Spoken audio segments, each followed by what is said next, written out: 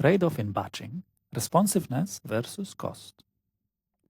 The main tension that we have in batch production or batch processing is that if we choose a very large batch size, we can produce a lot of products on the same resources.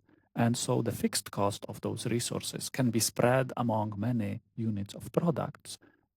And therefore, the cost per unit due to the fixed cost of resources, right, allocated to each unit will be lower, right? So we will have a lower unit cost.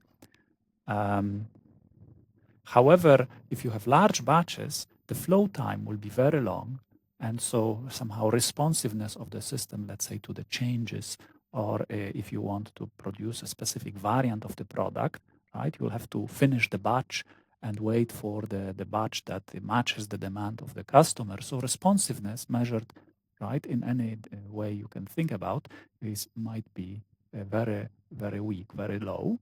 On the other hand, if we use small batches, the responsiveness can be improved, but then due to significant time taken by setups, a relatively significant time, the unit cost may be much increased. So the tension is between those two.